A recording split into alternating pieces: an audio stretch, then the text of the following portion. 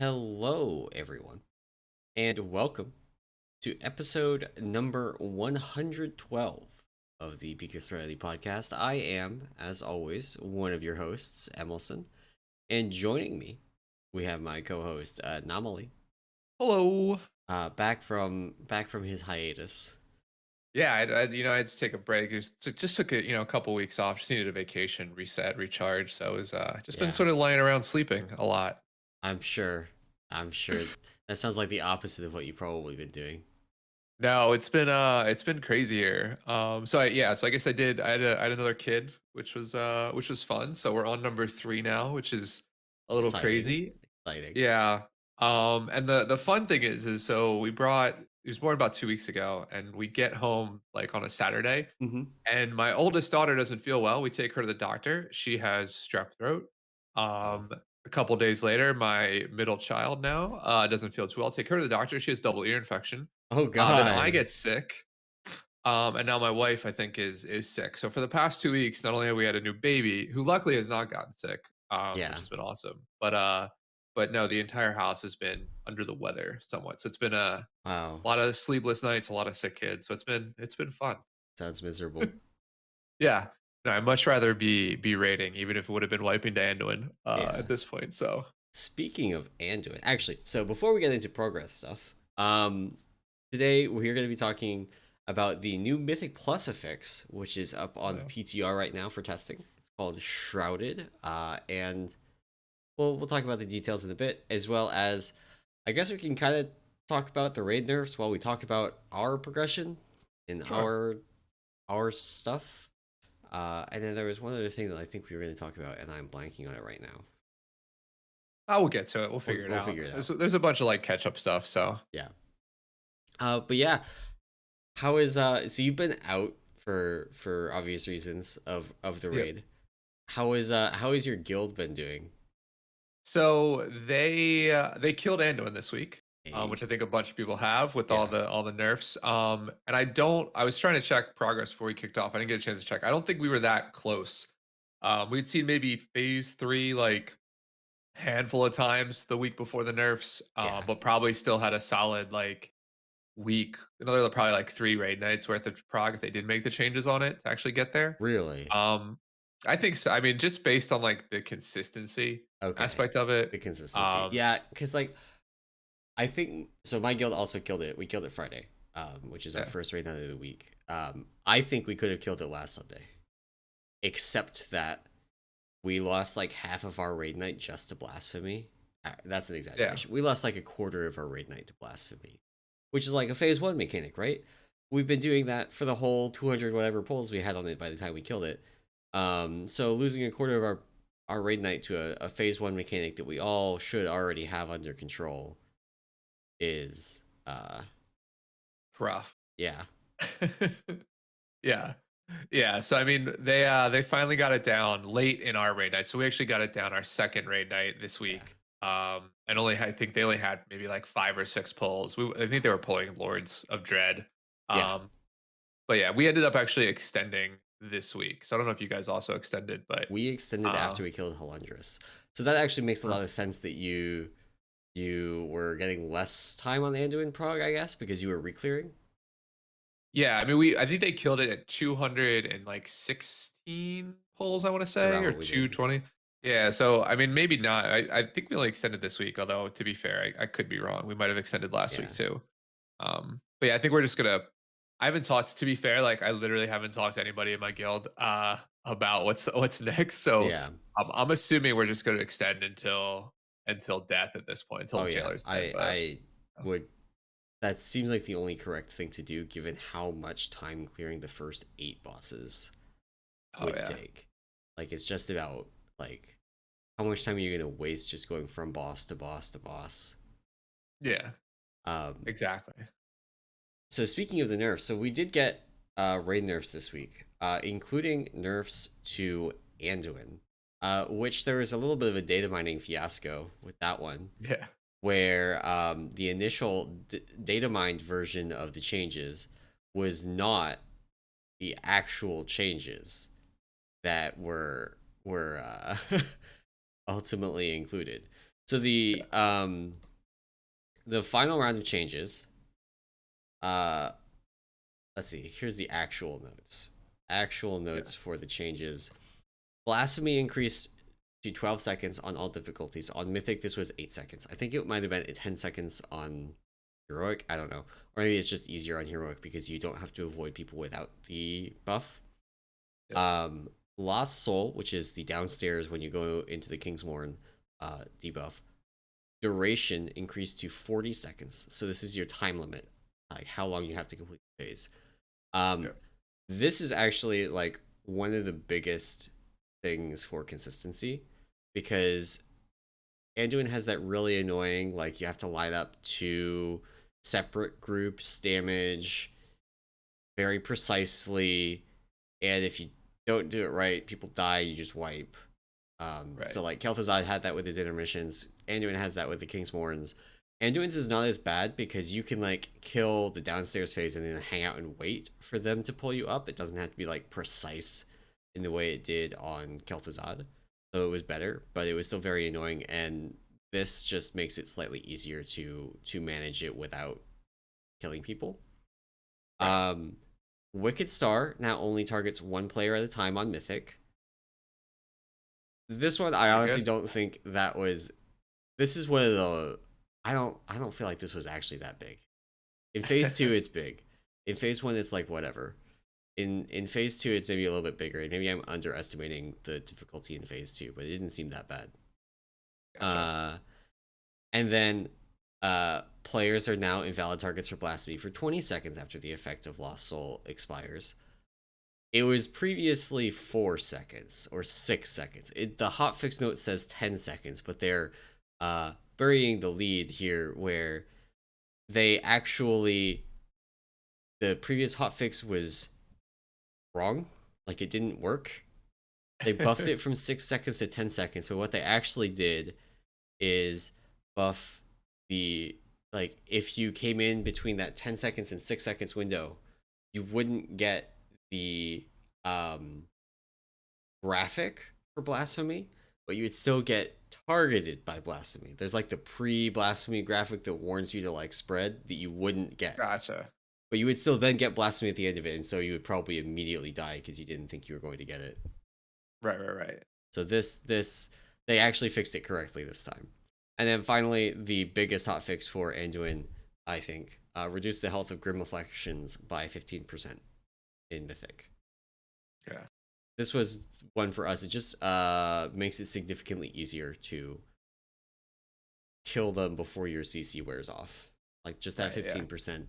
We went from having the final Grim Reflection be like 80% health when the first Kingsmorn group would go down to it Uh-huh. being dead. And that just makes it dramatically easier. Yeah. Yeah. You don't have to deal with that while you're going down. Interesting. Interesting. So, not nearly as big a nerf as Halandra got. This is not like gutting the boss in the way that Halandra got totally destroyed. Yeah. Still pretty substantial though. So Yeah. But yeah. It seems. I mean, it definitely seemed like a bunch of guilds got their Anduin kills this week. yeah, Based on this. So I can yeah. actually, I should how many? How, do we have a spike in Anduin kills this week compared to previous? And there's kind of one. So looking at prog stats, there's kind of one. It's not. It's kind of there. Kind of. There's a little bit of like, there's just a bunch of guilds that reached Anduin at the same time because Yeah. they killed Halandras at the same time. Because if we look at Halandras, Halandras has this vertical line the week of the Yeah. hotfix, right? So I don't know how much of it is. I don't think. I think my guild would have killed Anduin this week, nerfs or no nerfs. Gotcha. What the nerfs probably did for us is take it from killing Sunday just due to consistency issues, right? Take it Right. from Yeah. us killing it Sunday to us killing it Friday. Yeah. Yeah. So we're on Lords of Dread now. We have a whopping 3 pulls on it. Nice. Yeah. I think, yeah, like I said, they have like 4 or 5. So we'll see how we'll see how that goes. I am taking one more week off from raiding, so I I mean, will not be. understandably, Yeah, I will not be raiding this week, but hopefully back next week. For which the will reset. probably So be Ragolon for the most part. yeah, I'm hoping we get Lords of Dread down within the next day or two, and then or within this week, and then yeah, it's Ragolon. I get you Ragolon and Jailer with the guild. Yep. Although to be fair, I might feel bad taking somebody's Jailer spot, particularly if we know they recruited a healer to fill in for me. So Yeah. Yeah. we shall see though. The Lords of Dread is typically like a 10 to 20 pull raid boss. It's very much Okay. like Guardian of the first ones last year. Um, so we're gonna see how long that takes. I feel like we could just kill Lords of Dread tonight easily. That'd be awesome. Yeah. And then start on Ragolon. Like we've done our Ragolon prep. We've got all of our stuff on our Discord channels and everything ready to go for it. Yeah. Um, the real question is just like on Lords of Dread, like there's really one mechanic that matters. Like there's the healing check that is pretty big, but there's one Yeah. mechanic that matters, right? And it's the carrying clouds. If you do the Yeah. carrying clouds correctly and you don't get hit by those, you don't get extra stacks, then the boss will die. But if we struggle with that, then we may not kill it tonight. Yeah. This is another boss Yeah. as well that's like 12 minutes long. So if we're actually getting good pulls on it, because like carrying cloud doesn't just immediately kill you, you can kind of struggle on and suffer through it. Um, so we are going to probably have a number of pulls that are long, so the actual pull count might be small while it's still taking a solid few hours. Yeah. To get through. Yeah. No, that's fair. That's fair. No, definitely. It should be hopefully good for you guys. Yeah, that means you are ahead of midweek team then, right? At that point, if you get Lords down. Yes, we will be. Yeah. Which would be the first time basically ever. That's crazy. I Yeah, think there that's might awesome. be You guys are one crushing. time that we killed like a different wing boss earlier than they did in like Nyalotha, where you could go different directions, right? And like we killed like an extra boss, but it was, you know, uh, just one of the not an end wing boss, right? Like just a Yeah. boss. This would be the first time of actually being like a boss ahead, where the boss, in this case, the boss is not really like a real boss. It's like Yeah, a yeah, yeah. 20 pull boss, but it's still a boss ahead, which is nice. That's So awesome. for those that are listening, they're maybe not familiar. My guild has two teams. There's the midweek team that raids Tuesday, Wednesday, and then the weekend team, which raids Friday, Sunday, and I'm on the weekend team. So Nice. Nice. And so yeah, so awesome. Well, and we also got, I guess there was some other nerfs, some Ragolon nerfs and yeah, some jailer nerfs. So I guess we can touch on those real quick. Just so we're talking about raid nerfs right. up front. But yeah, Ragolon got a health reduction. And then got a number of just damage reduction to a bunch of different abilities. Dark Collapse got a damage reduction.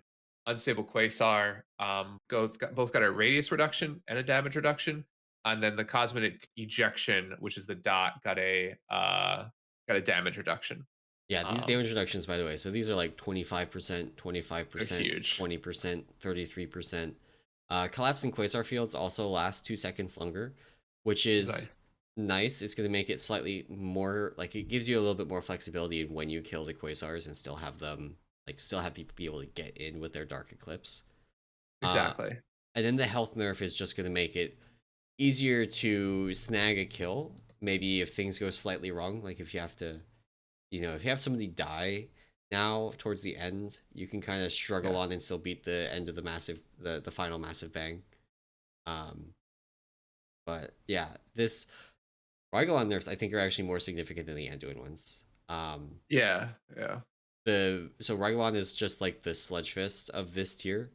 Like it's high damage check the whole way through, and the level of outgoing damage was just like super super high, Insane. Yeah. and this cuts the level of outgoing damage at least on the DPS by enough that you're not gonna like do a bunch of pulls of just losing people to cosmic ejection or things like that. Yeah. Exactly. Those are yeah, definitely significant to Ragolon. And then the jailer received a handful of nerfs. I, to be fair, don't really know what any of these abilities are. All right, But so there's really I would say two pretty relevant nerfs on this. The first one, Torment initial explosion damage decreased by 10% on all difficulties. This is the circles that appear around you and explode. So it's just that it's just something that hits the whole raid at once, and there's a bunch of times, even on heroic, that this overlaps with some other mechanic. Like when you get the chains, and then you have to run away, and immediately after there's torment, and so you have to rapidly heal the group up so they don't die to torment. That kind of overlap. And the Right. other one, Shattering Blast damage over time decreased by 33% in Mythic. So Shattering Blast is the damage over time effect that goes on the tank after they Right. take the blue circle to one of the pylons in phase 2. And it slaps. Oh, really? Like I didn't realize how hard it hit. so pre-nerf, each tick did about 50% of a brewmaster's health. Oh, Jesus. Um Okay. that's pre-stagger and everything, but so then you have in, versatility and stagger and everything like that. So you're not literally dying in 2 seconds, but it just trucks the tanks. And this is happening at a time where, like, if you're a tank and you're going out to get one of the far pylons, you're going to be out of range of healing. So ends up being pretty spooky uh, on that front. So this is a good nerf for tanks. Like, this is going to make it easier to tank the boss in a way that doesn't also like screw over brewmaster damage. Fair enough. Fair enough. Um, Speaking of, awesome. I gotta talk to my raid lead and our healers about whether I'm allowed to do things like demanding Guardian Spirit on pull, so I can do sit shenanigans. Oh man. Oh man. Yeah, I'm not gonna lie, that stuff always bothers me. When people are like, you should rally, like warlocks are like screaming for rally on pull, so like they do more damage. Awful. Hmm. All right. All right. Well, I think that's all the nerfs then, at least for the raid this week. So Yep. maybe we transition just talking about it. I think we talked about at the start. It's a very light, at least news week. Yeah. But there are some interesting tidbits coming out. Some of them WoW related, some of them not so WoW related. So I guess we'll go through a couple of them here. Um, so first up is not WoW related, at least directly. So if you remember last year, over the last probably 2 years or so, 3 years or so, a bunch of senior folks from Blizzard have left and sort of started their own studios or started working together on things. And one of the first individuals to leave was Ben Brode, who you remember was sort of Hearthstone lead, right? He was like Right. the face of Hearthstone. I think he was game director, lead designer, and game director at a certain point. And so he left to start a company called Second Dinner. And Second Dinner just announced their first game, which is a free to play card battler mobile game set in the Marvel universe. So it's called Marvel Snap. It is set to be the fastest collectible card game in the multiverse, which is their words, not mine. But they're trying to basically build a very quick like card battler game. I think they're saying they're trying to focus on even 3-minute matches, which is That's definitely a little wild. different. Yeah, Yeah. which is crazy for a card game to be 3 minutes. Cause like Hearthstone games now are like 20, 30-minute affairs. Um, I, even I played think Battlegrounds Hearthstone and their games, so well, Battlegrounds is different, but I feel like yeah. Hearthstone games feel longer than they actually are. Like a Hearthstone True. game That's true. is actually probably more like 10 to 15 minutes in a lot of cases. There are definitely like you end up in the old handlock versus handlock match or whatever that Yeah. would be like a 30-minute affair for sure. But there's definitely a bunch of matchups that are going to be more like the 10 to 15-minute number, but 3 minutes is like crazy fast. Yeah, super quick. But no, it'd be interesting to see what they come out with. It'll be cool to see. So this is, I think, the first game announced by those studios of ex Blizzard employees, and so it'll be interesting to see what else they come out with. This seems very much in Ben's wheelhouse in terms of just a card battler. So Right. um, yeah, we'll see how this plays out. But mobile games are on the menu. I feel like everywhere. I don't know. Did you guys talk about the Warcraft mobile game last week at all? Or did we talk Uh about 2 weeks ago? I think we talked about it 2 weeks ago. Okay. All right. Fair Yeah, enough. Fair I don't enough. know. the TLDR of it for anybody that maybe missed it is it's basically looks like Clash of Clans, but WoW or not WoW, but Warcraft. Exactly. Yeah. So Um, yeah. s- Seems interesting. Um, so yeah. The uh, the next sort of piece of news coming out is there's a new job posting out there. That for the narrative director of World of Warcraft. So basically, they posted a sort of a job posting, official job posting from Blizzard perspective, for a narrative director to guide the overall World of Warcraft story. Um, so this seems to be an interesting piece to note. You basically would be the individual, I guess, responsible for the direction of WoW story moving forward, which has come under some fire over the past couple of, I say, expansions, Um particularly Shadowlands. so I So mean, I think that BFA was mostly okay as far as like that's overall fair. story. Yeah. There were definitely some stupid things like Sylvanas burning the tree down, still a dumb idea. Yeah. Never made any sense. Still doesn't make any sense. They can try and justify it all they want. No. Um, Yeah. Shadowlands though. Oof.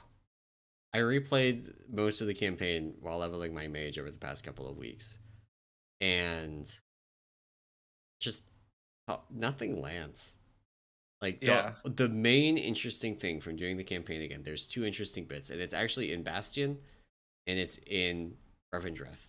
And in Bastion, it is like, huh, there's some real like dystopian shit going on here. And then they don't Yeah. explore any of the interesting bits, and you just go off and like, yeah, the blue ones are the good ones, the purple ones are the bad ones. Hooray! Exactly.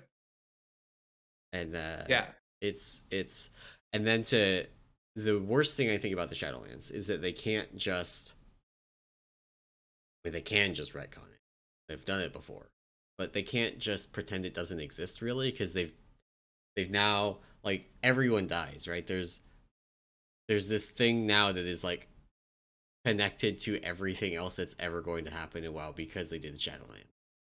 Exactly. Yeah, yeah, and I think the other thing too is like just with WoW story, I think a bunch of things have been said about it, but the fact that they basically try, it feels like they're trying to write the WoW story and like put hints of what the final outcome will be, but like 3 or 4 expansions back, right? And sometimes those points hit and sometimes they don't. And Yeah, so like there's this weird trying to intertwine the story from like 10 years ago back into the story today that like I don't think they need that. Like, I feel like they'd be much better served by essentially treating WoW like a sitcom, where like you have a self-contained episode that has a story, and maybe there's major common threads like Joey and Chandler are not living together in the friend's apartment house anymore, right? That's a big break, and you could maybe do that as a story thing, but you don't need to like say like 6 years ago Joey called Chandler this and that's why they're like no longer roommates. Like that doesn't matter. It's just like yeah. keep it a little bit smaller and self-contained, I think would help. I But do think no, like have like you're. Yeah, I do think you're kind of right. Having each expansion be more or less self-contained, where you can just hop and do the expansion, understand what's going on, and yeah. you know, then if there's references to things in the past, you know, that's helpful. Like maybe some characters, motivations are not totally 100% fleshed out unless you played, the previous expansion or whatever. I Yeah. think that's fine. But when it's like, well, a lot of Shadowlands doesn't make sense even if you do know the stuff that happened before, and that's its own problem. Exactly. But then there's a bunch of Yeah. things that like, why is Sylvanas working with a jailer? Well, the official story TM is that when she died after jumping off of Icecrown Citadel, which happened in a short story during Wrath, not even Oh my, in game, a short story on the website during Wrath. Um, she oh my went to god. Super Hell and saw how awful it was and decided she really didn't want to die after all. And Yeah. so the jailer made the deal and gave her the Valkyr, and that's why she's working with the jailer now. Except she didn't actually make a deal. There's like there's a whole Yeah, it's bad. There's like the jailer didn't actually make a deal with her, but gave her the Valkyr anyway, so that she could go back. Yeah. And then It's like and then the jailer created the what not created, but like had been working with the Nethrezim, and so like all the yeah, demon stuff from like War 3 was all the jailer's hand at some point if like you actually were able to piece it. Yeah, I mean, current Shadowlands WoW story sucks because of what they tried to do. I think if they do this whole self-contained thing, and if they do like handoffs in between expansions, that's the best thing to do. Like yeah. the I mean, the the handoff between WoD and Legion was actually pretty good. Of like yeah the at the end of WoD, Gul'dan from the alternate universe gets transported to the main line, yeah and then summons the demons. And great, that's like you don't really need to understand why Gul'dan is back. Maybe you're a exactly new player, you don't even know that he died in the first place, you know. But you can still start from okay. Big Bad Gul'dan is here. He's summoned the demons, and they are attacking. And you can go from there throughout the whole expansion, and like make sense of most things just from within the expansion. yeah.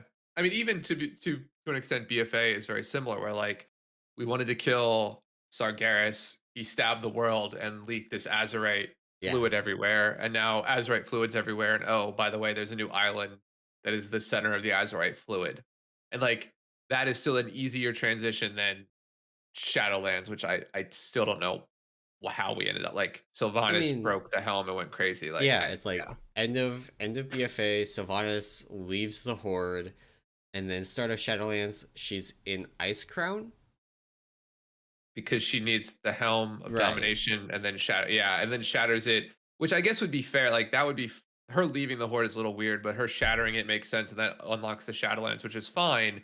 But then the actual story inside the Shadowlands, I think, is where you have an issue because they try and like yeah reconnect everything that Yeah. happened previously. So, So but side note, very annoying thing on Anduin.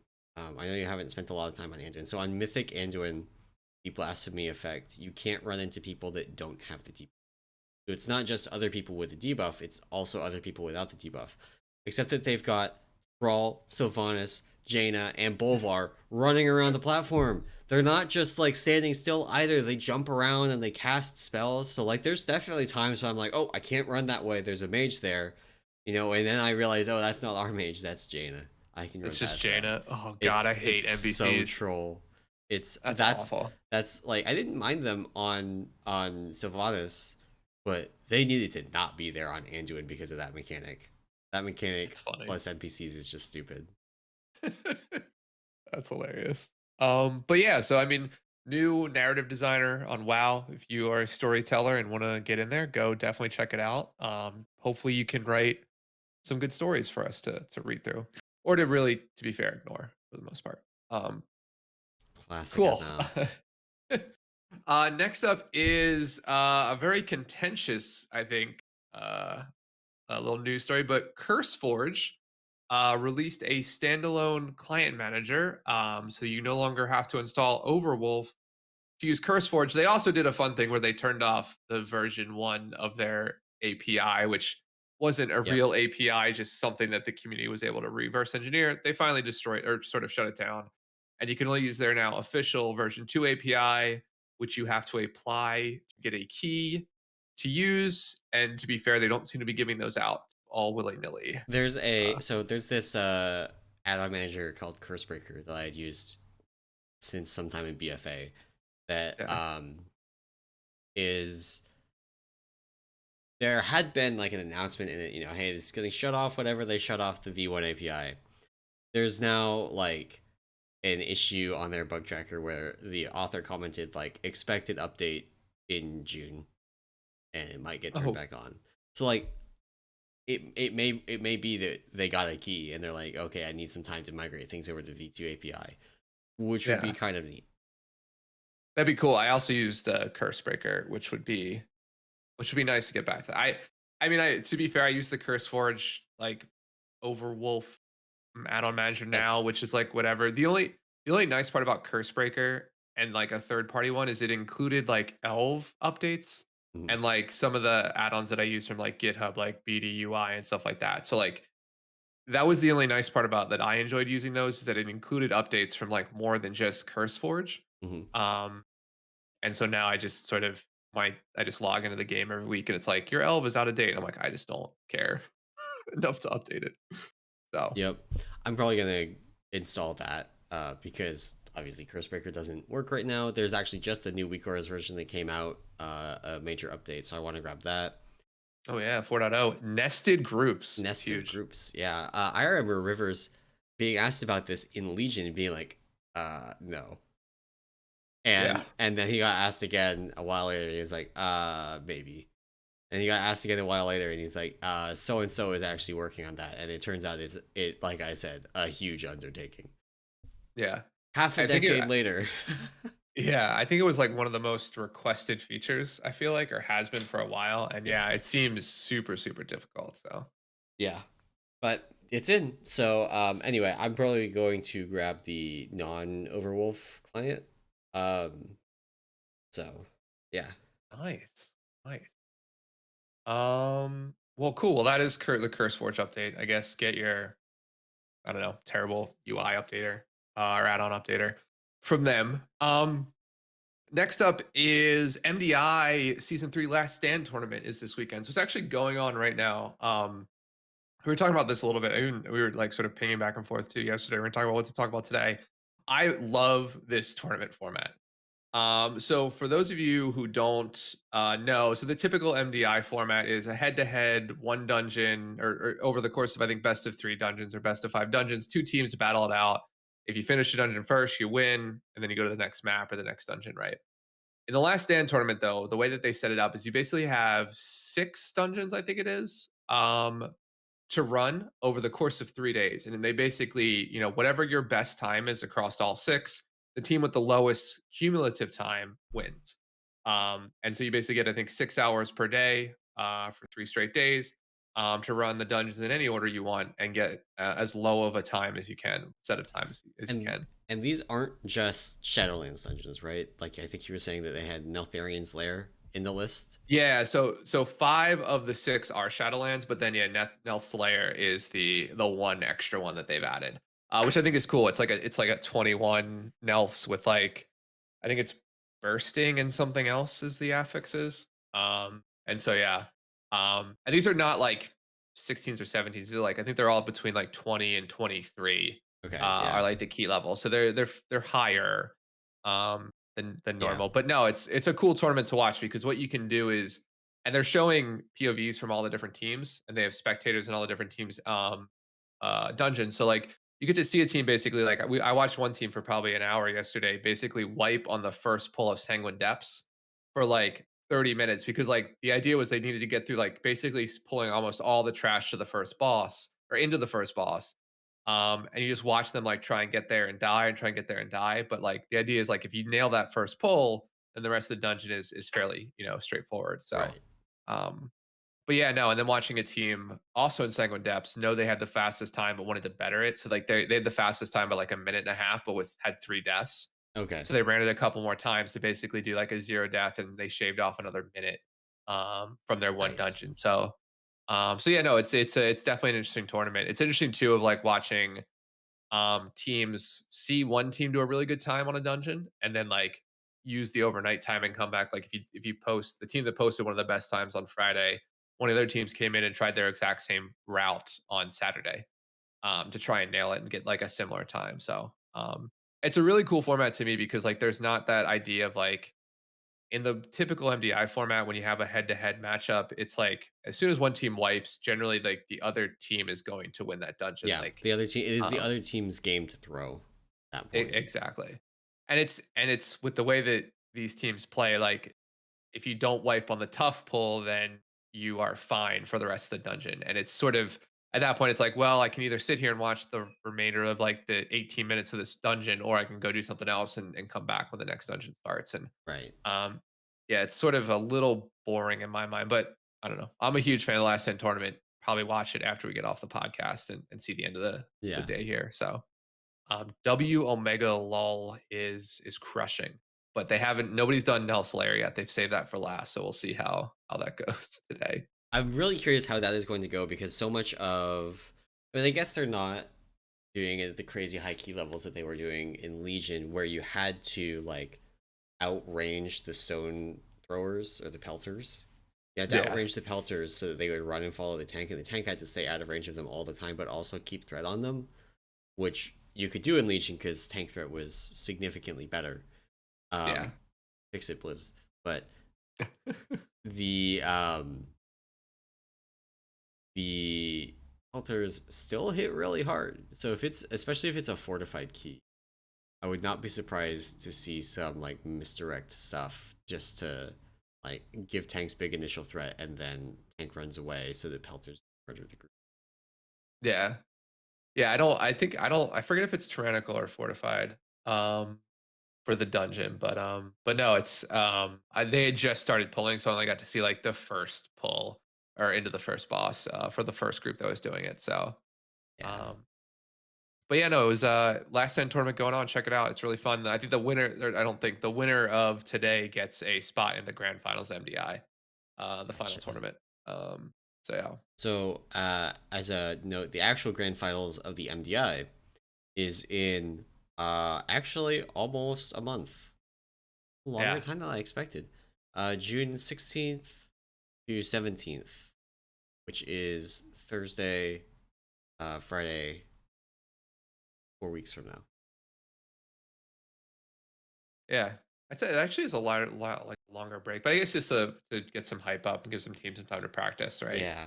I Makes do wonder sense. if there's other things between, like other cups between that. No, because this is the last stand in order to qualify for the finals. Yeah. So there's no more MDI stuff. There might be Wait. some PvP stuff, but Oh, I looked at the wrong date. Sorry. Sorry. That's the Arena World Championship, is that oh, date. okay. They've got it in the MDI announcement. So I found a date. I was like, that's after last stand date. That must be the correct one. It is not the correct one. It is the AWC. The MDI Grand Finals are July 8th to 10th, which is Oh, wow, actually it's I even even further. farther away. Yeah. Because I totally misread. It's actually not June 16th to 17th for the AWC. It is July 16th to 17th. So we got over a month from No now events.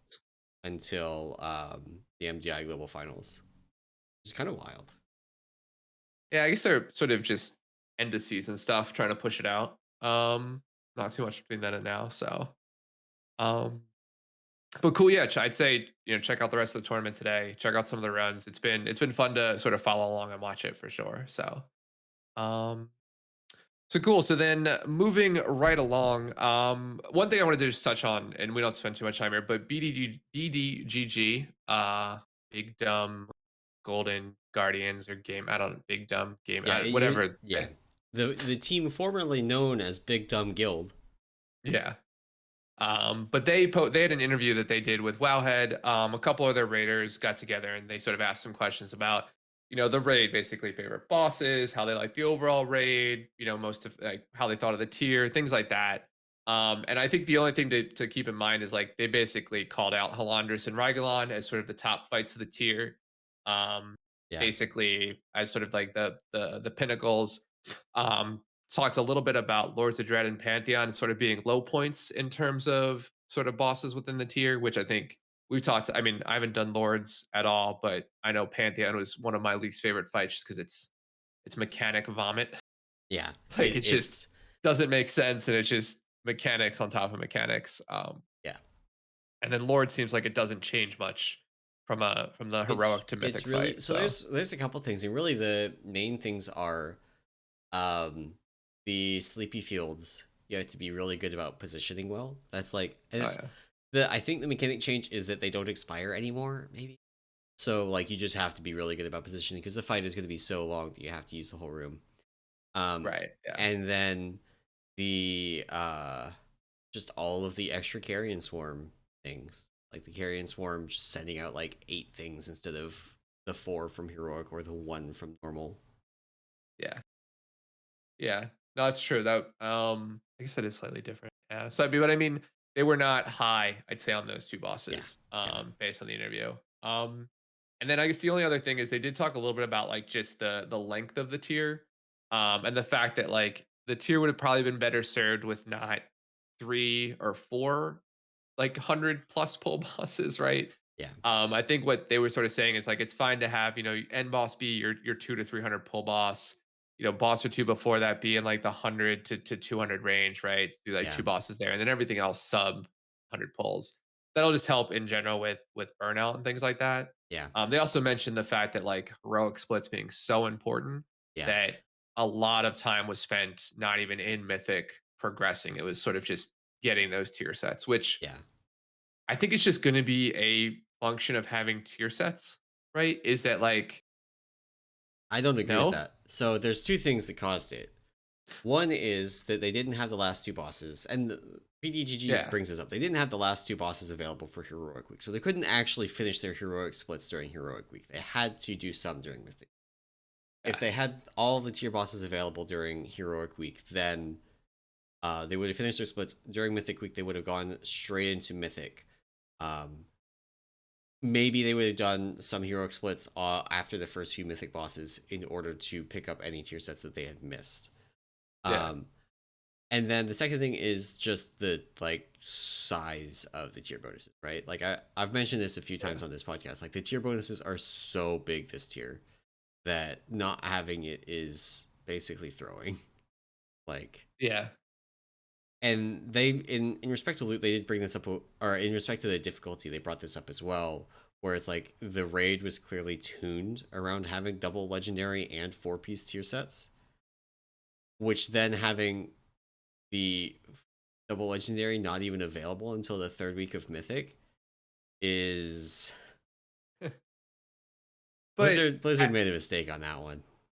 and I think, well, I mean, I think there's this idea of like, to me, like raid difficulty, I think can go a bunch of different ways. But if the raid's tuned around having double legendary and four piece for the majority of people, then I think it's Right. fine that the stuff come like those items come in later because from a world first guild perspective, like they should be like I mean, but if they'll you want to look do at the harder version of the fight, if you right? look at like Halandras, right?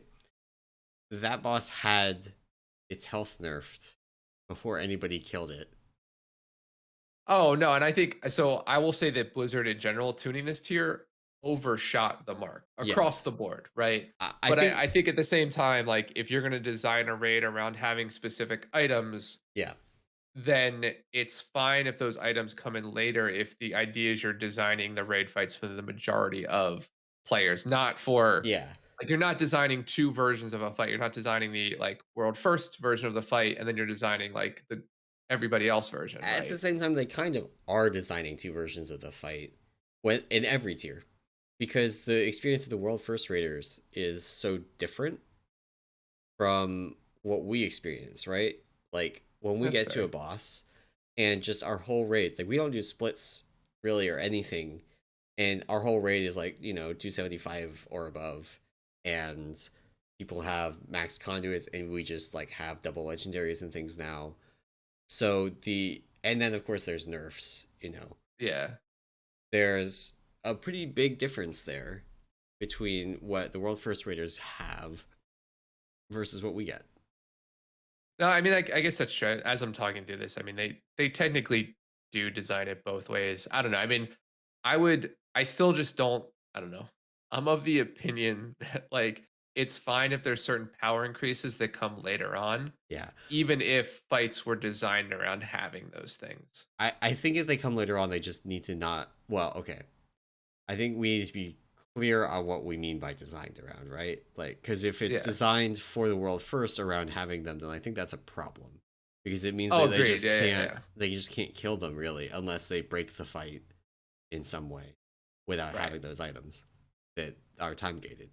If it's the rest of the world is probably not killing it until they get double legendary, I think that's okay. That's fine. Yeah. Because like we weren't going to be reaching Anduin until we had double legendary anyway. So Exactly. Yeah. it doesn't matter if Anduin requires double legendary because we'll have it for it. Yeah. Yeah. No, and I mean, yeah. I guess that's. I mean, I guess that's fair in terms of like the way that it works. I don't know. I will say though, they do sort of talk about. I did remember reading. They talk about sort of getting double legendary week one, creation catalyst week one, right, or even week two, right, to help Yeah. fill in those heroicals. It would be interesting if Blizzard. I mean, I hope the one thing I will take from this, and I think they mentioned, I don't know if they mentioned this, but the fact that the final set of bosses went untested, I think was really cool. Yeah, I think that Um, actually worked out a lot better than kind of we had been concerned about with oh how yeah, Sanctum had gone. Where like Sanctum went in, we had testing, and Fate Scribe was busted, and Kel'Thuzad was busted, and Guardian was busted, and Sylvanas had multiple different exploits that they found. Like there was an exploit on the Jailer. Uh, yeah. they found, and virtually all of the Hall of Fame used. But you know, it wasn't Eh, it wasn't as bad.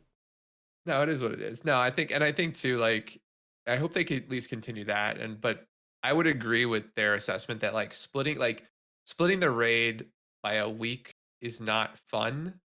I think it would be better if they were going to split the raid that it be like a longer period of time between the two. Yeah. It actually, I Right. think, would have been really nice for Anduin to be the end boss of this tier, and then to have like a patch 9.2.5, Rygolon, Lords of Dread, and the Jailer, and it's just Right. like a Yeah. Crucible of Storms style raid. And if that were coming out in like a month, that would be kind of awesome. We could actually go It'd back be and do the fun. rest of the raid. And, yeah, but then Yeah. When they couldn't put the rest of the tier pieces in that last three bosses. No, true, true. It would be, the loot would be a little weird, but no, that would be, it would have been interesting if they handle it that way. So it is what it is, but it's a cool little interview with BDGG. I think they echo at least a lot of what I've seen, which is like, yeah, Elandris, Rygolon, very, very good fights. Anduin, good if slightly bugged. The Jailer, solid but potentially forgettable as an end boss, right? Like not a standout end boss. And Yeah. then yeah, Lords and Pantheon being just awful, awful boss. I'll never get a Pantheon. Is just, I hate doing that fight. Um, so yeah. Man, Um, this looking at this just makes me sad that like Halandris is dead. yeah, yeah, for the right, yeah. I mean, it seems though like, yeah, I mean, it sucks that they killed a lot. Like they basically ruined that fight the way that they did. But I will say that it was fun to progress, even though I think we only got what, a day, like one raid night's worth of pulls, or maybe two raid nights worth of pulls in the old version of it. Yeah. It was fun to do the old version, at least to see it. Yeah. Yeah. Uh, Um, Well, cool. Well, I guess we'll move a little bit forward. We got two more points, then we'll start. Then we'll sort of open it up to talk about the new Mythic Plus affix. They did release on PTR they added all the faded raid loot. So yep. on PTR, the update this week, we got a look at what the faded raids will drop, and on Mythic difficulty, it'll drop between 304 and 311 item level. So basically, about a third. What is it? 26 That's a yeah. So point it is. 26 points increase. This is the same eye level increase as we had between, for example, Sanctum of Domination and Sepulcher, the first one. So this is a full tier over what is Yeah. currently available. Yeah, so it's a lot of loot. It's gonna be great to go back and do Actually, gives me Nathria for trinkets. Was it 20? I don't know. I don't know I think it it's was 20. 26. It's 26 normally. And I'm actually looking at it again. So we would be going from 278 to 304. That is 26. Yeah. Okay. Yeah, it's 26. You're right. Sorry, I did the math quick in my head. I Yeah. didn't know if Yeah. it's right or not. Yep. I knew it was less than 30. So yeah, so I mean it'll be, yeah, so that's the new drop rate. Again, the faded rates is a 9.2.5 mechanic, and only one of the three raids will be faded each week. Yep. So yeah. So, and it will be so the table that they've got on my head is like um it lists Sepulcher on the second column, but the faded raids is like all of these are going to be same eye level. So Castle Yeah. Nathria is going to be eye level 304. Sepulcher is going to be 304. Doesn't matter which one's faded, but whichever one is going to drop that eye level. Yeah. Yep. And then one little lore thing I wanted to throw in here, which I thought was interesting. Now that we've sort of seen, maybe not the conclusion of the 9.2.5, or sorry, I guess the Shadowlands story, but at least it's quickly wrapping up. Is they added a Easter egg in to Windrunner Spire in Ghostlands, which is sort of one of the landmarks in Ghostlands. And at the top of the spire, you'll basically find an item that represents one of the four Windrunner sisters. So there'll be like a heart for Larath, Illyria's got an arrow. Sylvanas has, of course, her bow, and then Verisa has a book, which I don't know why they have a book, but apparently there's a reason that Verisa has a book. In any event, when you do click the harp, there will be like a nice little scene, I guess, that plays with all four of the sisters there. Um, Larath playing her harp and some nice music track being played over top of it. So I've got it pulled up right now. Larath is their brother. It's three sisters and a Oh, the brother. brother? Oh, oh, they were all girls. Okay, well, okay, so Wrath is Oops. the brother, and there's three sisters. Yep. So I Or guess that or makes Wowhead sense. has it wrong. Wowhead could have it wrong. It would not be No, the first time. it's probably right. I'm just an idiot. I thought they were all. I thought there was four Windrunner sinners. Anyway, sisters. Anyway, I didn't even know they had a fourth. Like I didn't know there was a fourth sibling at all. So you're one step farther ahead than I am. I knew there was four. Well, and I guess I know you always hear the sisters referred to as the three sisters. So I guess it makes sense. The fourth Windrunner was a boy. But all right, fair enough. I'm an idiot. In any event, cool little Easter egg they added. We'll learn more about the lore as I learn more about it through these nice little Wowhead posts. But that brings us, I think, to talking about the new Mythic Plus affix for Season 4, which has just Yes. started testing. It came up for testing this week on PTR. I have not run any of it yet, but I've seen some people running it. And I think the initial impression that people have had. Actually, you know what? Let's talk about what it is, and then we'll talk about that kind of impression. So basically, the idea is throughout the dungeon, there are enemies that when you attack them, turn into dreadlords. This is like if you've done Torghast, and there's the rares that sometimes look like one thing, and you attack them and they turn into a dreadlord. It's literally just that. The when you kill them, you get a stack of a buff. So actually, at the start of the dungeon, you talk to a broker that wants to capture dreadlords, and they're like, pick a stat, and then every time you kill a dreadlord, you get an additional stack of that buff. So for crit, verse, and haste, it is 2% of that stat, and then for mastery, it is 69 mastery rating, because mastery is the whole like way it converts, and you can't just give a percent. Exactly. So yeah, uh, there's a lot of these mobs throughout the dungeon, like a lot. Yeah. If you kill all of them, I think you can get up to 20 or 25 stacks of this buff, which is 40% stat. So like an extra 40% haste on the final boss of a dungeon if you clear all of these, which each individual one is like small enough that you're probably not clearing all of, like you're not going to go out of your way to get your last 4 stacks or whatever. Exactly. But Yeah. you know, you're going to end up maybe with 30% extra haste, just like having bloodlust on all of the time at the end of the dungeon, which would be pretty neat. There's Except if you're a Mistweaver, yeah. then you don't actually want to take the haste. Yeah, well, you get to pick. It's great. So if Yeah. you're a Mistweaver, then you can take, I don't know what Mistweavers take, not haste. And probably verse at that point. I It'll mean, be overkill. So all of the tanks are probably going to take verse because every stack you're just getting an extra 1% DR. You get to the end of the dungeon and you're taking 15% less damage. That's like having a cooldown up.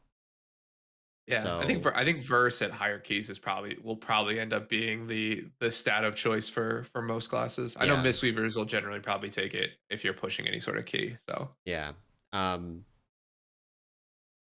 So yeah, and then there's one large dreadlord. I don't know.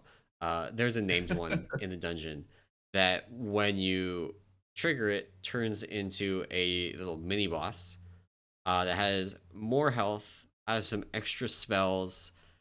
We can go through it in a, I guess. So actually, when you kill one of the regular ones, when you trigger one of the regular ones, there's just like a couple of small abilities that they do. They can summon, like if you've done Lords of Dread, you'll be familiar with these abilities. They've got like a frontal thing that goes on the tanks that's like what Mal'Ganis does. They've got carrion swarms that is actually not like carrion swarms on Lords of Dread, so maybe that was a bad example. But it's it's another frontal. Yeah. It might be kickable, sure. And then they've got Nightmare Clouds, which are just the sleepy clouds from Lords of Dread. So it's just those. They don't cast them very often. They have about the same amount of health as a regular mob, maybe a little less. So they're like not going to be too hard to kill, which Yep. they need to be because they don't give percent, and they there's a lot of them, right? Like encrypted. You kill 5, 6 Urs in the dungeon or mobs in the dungeon. Killing 20 of these is like pretty significant. Oh yeah. And then when you kill them, you get 30% of your health and mana back over 5 seconds, which is actually going to be really nice. Like the health back is like, what? Yeah, sure, whatever. The mana back for the healers is going to let you chain pull. It's going to mean you don't have to stop to drink. Oh yeah. Yeah. When you pull the big one, the named one, I have the name pulled up now, Zul'Gamax, which just sounds like something. A troll, not a not a dreadlord, but it has some stuff. It's got a stacking dot on the tank that you dispel. It's got blood barrier like on Hekar, which is kind of weird to me, but whatever. Weird, and then like a swirly a point blank swirly that you run out of, and then a ad that it summons that has. It's like the ads on Live actually, where they do the channel into a player and you have to kill it before the channel finishes. Yep. And if you don't, then the player becomes hostile to everything. So, but when you kill this one, you get instead of the 1 stack of the buff that you get for a regular mob, you get 3 stacks. And then instead of 30% of your health back, you get 100%. So it's like killing where when you kill you get your whole health bar and mana bar. Actually, I don't know about mana bar. Whole health bar filled over 5 or 10 seconds or whatever it is. This is gonna do, just full HP and mana regen for over 5 seconds. And then Berthy in chat is pointing out the Dreadlords are always, as far as we know, in the same location. It might vary from week to week. We can't tell yet because we've only had it up for 1 week. But at least within a week, they are in the same locations. And so, like previously, what they've done, so like encrypted, right?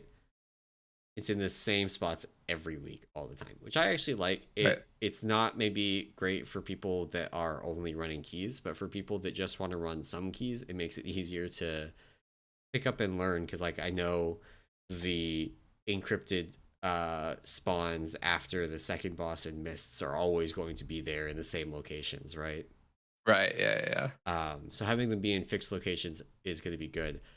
And then these are also only 2 of the dungeons in the rotation for next season are actually going to be dungeons we currently have. Right. Another 2 are dungeons. I guess another 4 are dungeons that we've had previously. So 6 of them we will have had in Mythic Plus in some form. So if you've been playing Mythic Plus since Legion, you will have done all of them. And then there's 2 that are just brand new. Grimrail Depot. Everyone's excited about that one, right? No? No. It's. By the way, I 100% voted for Grimrail. Okay. 100%. That was me. I have no real. Like, there's a bunch of people in my guild that are like, this is going to suck to do Grimrail Depot because of the fact that it's like a lot of the dungeon is the hallways. Like in you do Waycrest Manor on Sanguine, and you're just miserable. Like imagine trying to do like Sanguine, Spiteful kind of stuff in Grimrail Depot. But you're doing it with 30% verse. 30% verse doesn't keep the mobs from getting healed to full. Yeah, but they just don't hurt as much. No, so yeah, I mean Grimrail. So I voted for it as sort of a joke. I didn't think it would win because, to be fair, you just Brexited Grimrail. Well, I mean, like the idea is like, yeah, I mean exactly, because I know we're not talking about the affix here, but the dungeon itself is terrible. Like it's the tech behind how they did the dungeon, very, very cool. The actual dungeon, not cool. Like but you voted for it. Yeah, because I like it's one of those things where you just like if I don't know, you just want to see, you just want to throw, you just want You things to just like want to see the suck for world everybody. burn. Exactly. You just want to like, you don't care about the diamonds or the jewels that you're stealing. You just want to steal them. That's what you're there I'm pretty for. sure you So, do care about them. no, not at all. Just you throw them in the river. Um, but no, I mean it's the layout of the dungeon, the camera is just it's gonna be awful for everybody. And the fact that if you like the nice part is they are putting that accessibility thing in. I think we talked about where like you can stop the motion Yeah, of the thing if you want. I just think it's a really cool technical dungeon. Like the way that they put together, actually making it seem like the train is moving, yeah, yeah, was super cool. But and the tech behind that. But no, the actual dungeon itself is it's an on rails dungeon. Like you literally W key through the whole thing for the yeah, most part yeah, and get to the end. So. But no, this affix. I mean, speaking a little bit more of the affix. I mean, it's an interesting take on it. I think to me this final patch seems like the idea of Blizzard just being like, we're just going to make everybody really powerful. Nothing's really going to be balanced. We don't really care if it's like tightly tuned and everything's the same. It's like we just want yeah, people to walk in and blast, and like that's all we want to do. yeah, And so like this affix just seems it's interesting but not like the idea is like it's just more damage or more healing or more survivability on top of what you already have, yeah, and you just will naturally get it as you go through the dungeon, right? Like there might be some routing you think about, but for the most part you're not talking about even with the current encrypted, right? There are certain polls where you're like, okay, we'll want the shroud, which I think is Veer, right? Or Vi. yeah. Is No, like the whoa. so you want woe maybe for a certain pull, but then Yeah, other ones you generally want because of the cooldown reduction. And so like there's a little bit of thought process there, but I think for the most part, um, this affix coming up just seems like very much a like just do more damage healing, take less damage as tank, whatever tanks do, right? Just give more damage too. right. And just have fun for the rest of the expansion, basically, right? Yeah. Notably, this one, unlike Encrypted, does not have a way to get Shroud without a rogue, which is Right.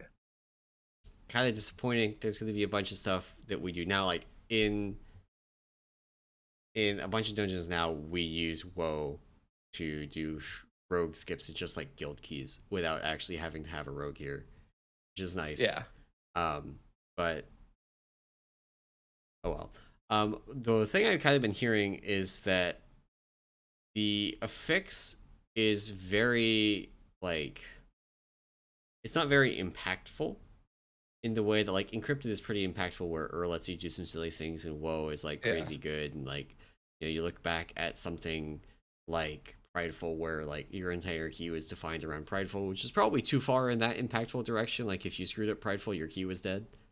Right. Yeah. um but this is maybe more in line with maybe even less impactful with than the affix from last season, the Torghast Power one, Oh, Torghast right. Power. Yeah. Yeah. Yeah. Yeah. Um, Yeah. and on the one hand, I think that's actually probably a good thing because we're not doing the same 8-10 dungeons that we've been doing for the past 3 seasons. It is going to be only 2 dungeons, and those 2 dungeons are ones we've only had for this season. Like we have not had them for previous seasons. Exactly. So the other 6, like I haven't done. You know, Karazhan is not part of the Legion Time Walking rotation. I don't think Right. so. Yeah, You and can't. we haven't done those since We it haven't was done them current, since right? Legion. Yeah. Yeah. Yeah. And same thing with the Mechagon ones. Like we've not done those since BFA. And then of course we've never had Mythic Plus WAD dungeons. There were challenge modes back in the day, but Yeah. it's a little bit different when you have to actually kill things. Exactly. Yeah. Yeah. So I mean, I guess that you're right. It's nice that it's fairly straightforward in terms of like what it does, and it'll be interesting to see the actual placement of this stuff. I haven't watched much of folks doing it, but the one dungeon that'll be a little bit more interesting about where they place these dreadlords is whatever the upper Mechagon, the outside Mechagon dungeon is. Yeah. because that one is it was defined by grease spots for the most part, or the bots, right? For the most Yeah. part, was your route was around that at the time. But yeah, it'll be interesting to see where they place them and if you have to go out of your way to get them, or if they're on the traditional path, right? Well, the Um, traditional path was also in part defined by the Nyalotha affix, where you got to skip around using the portals. True. Or I guess too, what boss was empowered that week too, sort of had somewhat of a play. Isn't that 'Cause you still have the that was hard mode a mechanic in Mythic Plus. you? I'm almost positive, right? Or am I because I didn't. I I did not remember run even that many going, keys in the final season of BFA, so I don't actually remember. there was always two pathways. You either started with the far right or far left boss, and it always depended on which one had the hard mode. I thought. Maybe I'm confusing it and I I'm an don't. idiot. I don't know. I have no idea.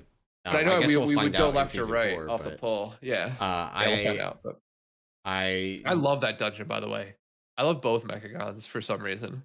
I mean, I actually do think the Mechagon dungeons are fun. Like I am Yeah. looking forward to do them again. The garden boss is stupid, and I don't want to do it again. But the rest of it's fine. Yeah, yeah. No, I can get behind Garden Boss being dumb, especially when you have like I used to run with this idiot mage that would die all the time. You know, with Shout outs the to Ed. Um, I was about to ask if the idiot mage was you, but no. It's my buddy Ed. But the bracers are back, so we'll be probably running that a bunch. yeah. Which will fun. Oh So man. Oh man. Bracer Fire Mage with actually so there's no font of power. So we're yeah, not gonna have to deal with font and badge bracers Fire Mage, but you can get a lot of mastery for this affix too. The problem is that you're not gonna really have all of the stat boost until the end of the dungeon, so you can't use it to clear most of the trash. Like in order to get yeah, it, you have to have cleared the trash. So it's not like something where you could do Fire Mage shenanigans, get bracers, get the best pair of 2 minute trinkets in the game, and then stack the mastery buff, and then do Nyalotha things. Fire Mage, yeah. but Yeah, that's actually an interesting point is that the buffs will slowly ramp up. So right, to be fair, the dungeon will get easier as you get further in, which hopefully means that like as long as you can get through like the initial push, like if you pug a lot of your keys, they yeah. shouldn't fall apart later, right? Like the That's idea would actually be a is that very interesting point. I hadn't thought about that. If you're pugging, yeah, then it means you're less likely to have your group fall apart 40 minutes into a 50-minute key.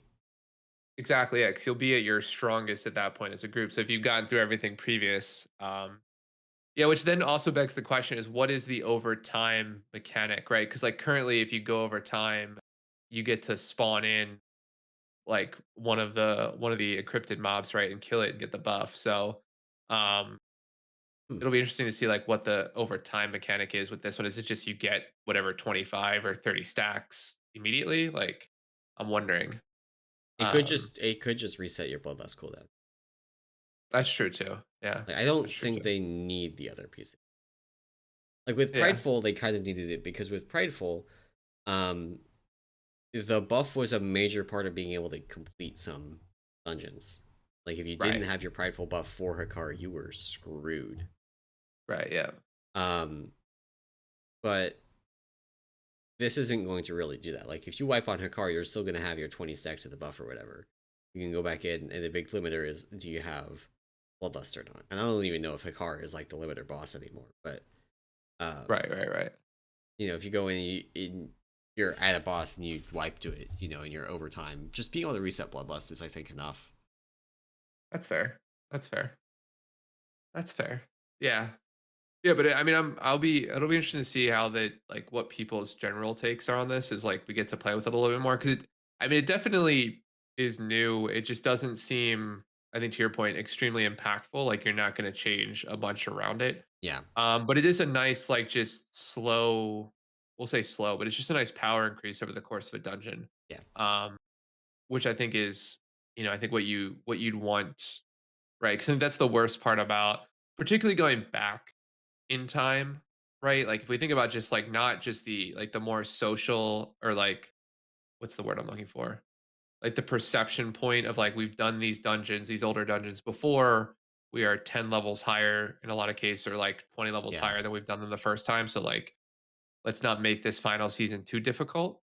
And just let people, finish off, get all the loot that they want, because it's not going to matter in like 6 months when Right. Nutto's here anyway. So, Yeah, it's very much a um, like let's just goof around and have fun in the final patch kind of thing. yeah, which I think Blizzard needs more of, right?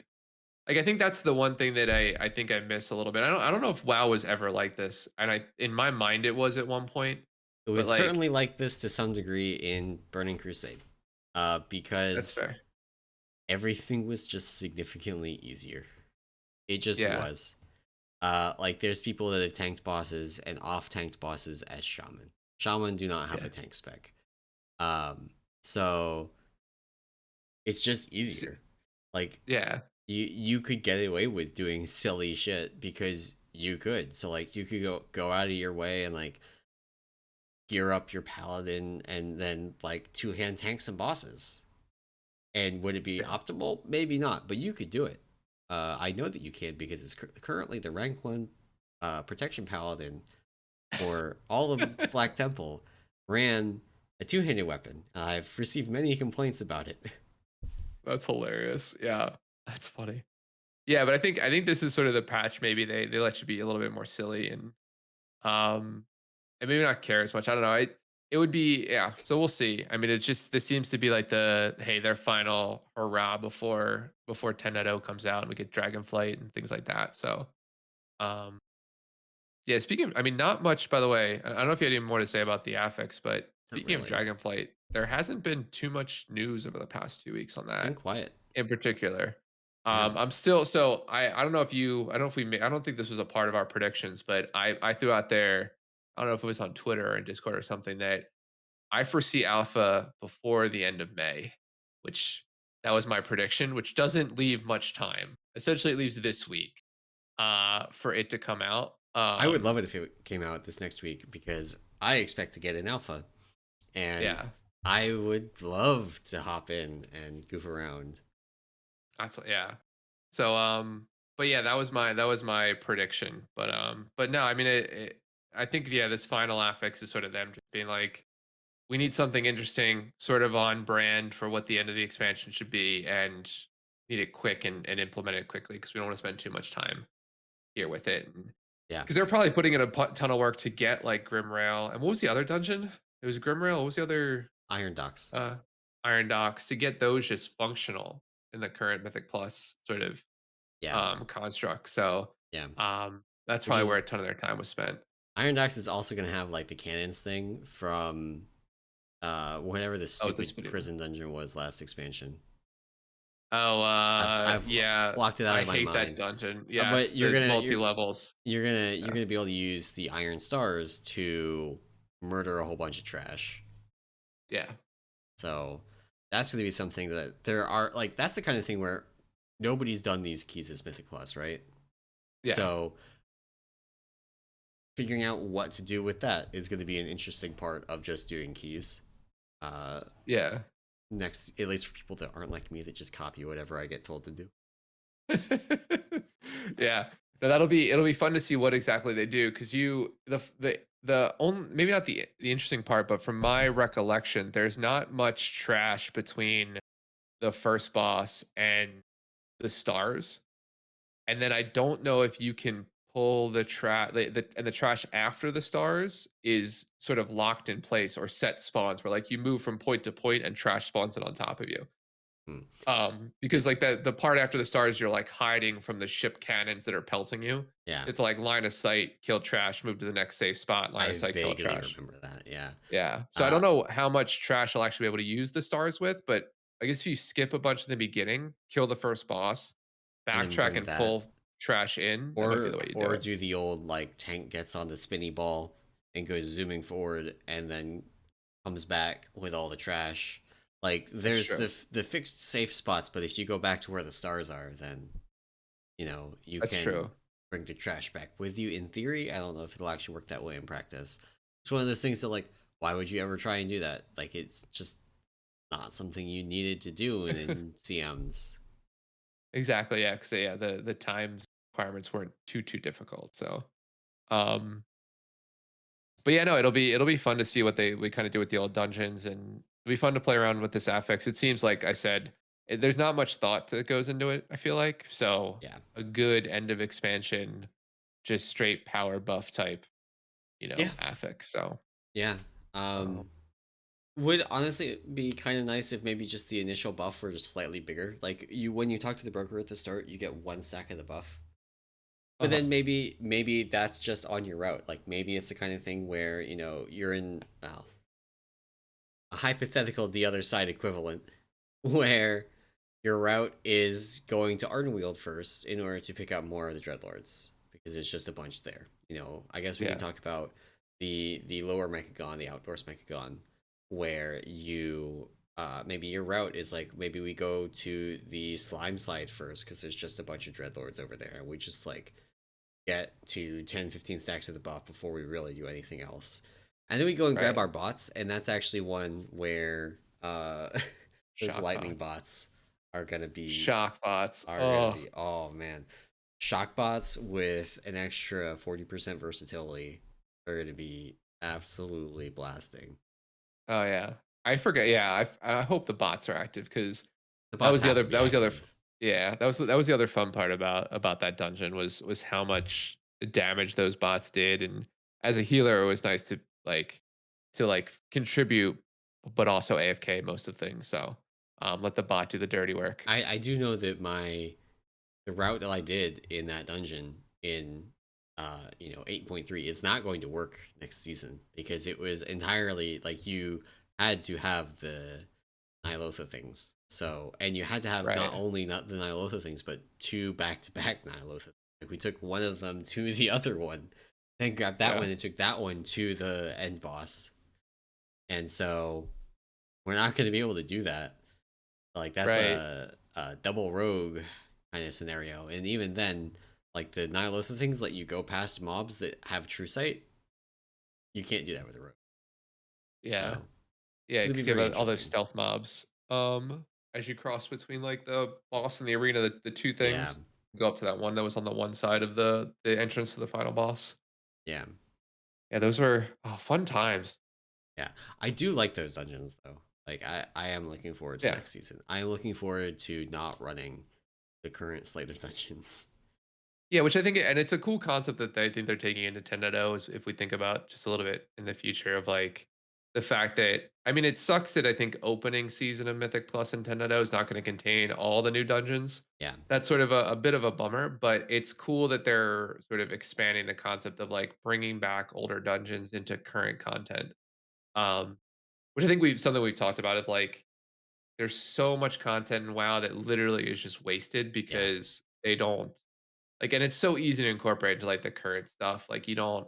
I think the more I think about it, the more I'm like, God. I still remember going into this season when they were talking about giving Mythic Plus people access to tier sets and like PvPers access to tier sets and things like that. I was like, that's so stupid. But I think the idea of like it just being a different way to get current gear like is fine, yeah, right? Like I think it makes sense to like enable it because like it'd be cool if like this faded raid concept becomes a thing where like they pick one raid like like basically like 2 months into a tier, right? And then they start the faded aspect thing, and like yeah, so one previous raid becomes faded, and you can do it that week, right? Hopefully, post your progression, right? If you want, and yeah.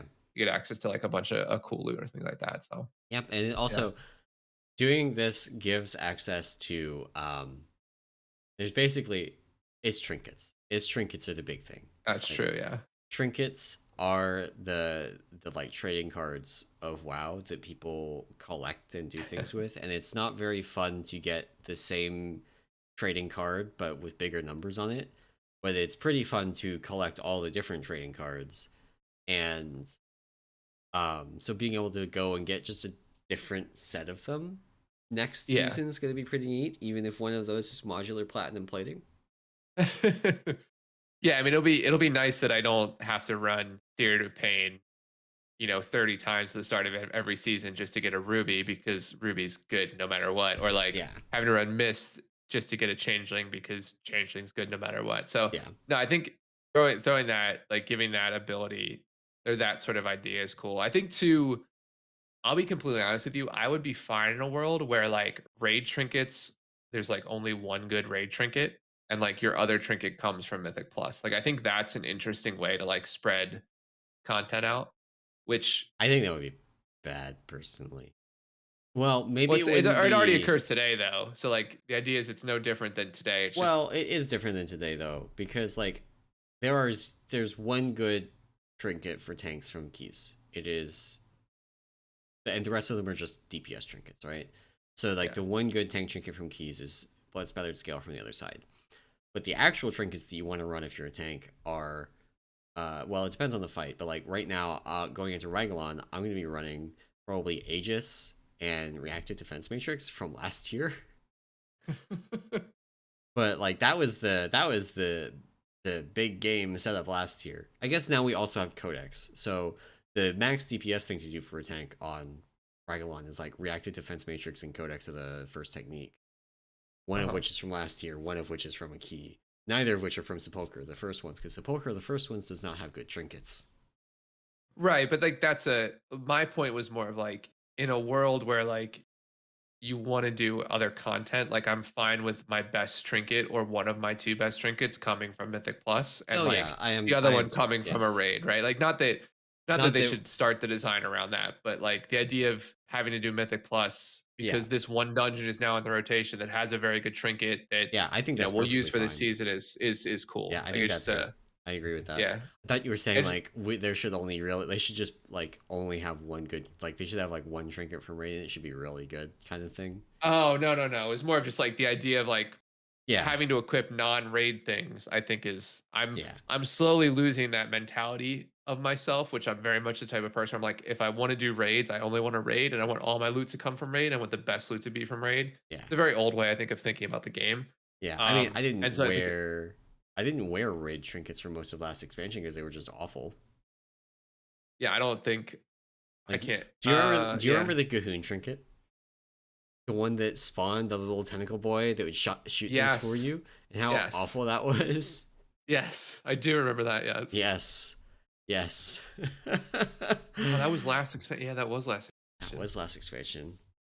I had a God, mythic one Nyalotha of theme those. so long ago. I tanked that raid. Oh, That's why it I'm seems never so long tanking ago. again. You put it out of your mind. God, that was the worst. Yeah, I hate tanking. I've realized I hate mobs that don't. That just this. I still get PTSD from the what are the psychosis things Yep. from the downstairs phase of N'Zoth, like where like they have a pathing and a casting area and it's different, like around the edge of the room, where like they'll path around the edge of the room, but they won't cast unless they're in a certain part. Like they'll move in and Yes. then like they'll move out of range of one of the little. I so Yes. hate that fight. Anyway, um, I think that is going to bring us to the end of our yeah, before show I for start today. rambling, yeah, Thank you all for watching and or listening. If you enjoyed this podcast and you want to support it and the other work that we do over at the Peak of Serenity, you can do that over on our Patreon at patreon.com/Peak of Serenity. And as always, we would invite you to come and join the Discord. It's a great place to come and hang out. I know for a fact, I always joke about this. I know for a fact that people are talking about F1 right now because I had the Discord open before starting this show. Uh, it's just one yes, of those yes. days, but it is a good place to come and hang out. And yeah, that's it for the show today. Have a good week, and we will be back next week. Hopefully, talk about Dragonflight stuff. Hopefully, Hopefully, my prediction is true. yeah. Imagine if it's true and we both get alpha for. You'd finally get in early. All right, but that's it for the show. Thank you all for watching and or listening, and we will see you next week. Bye.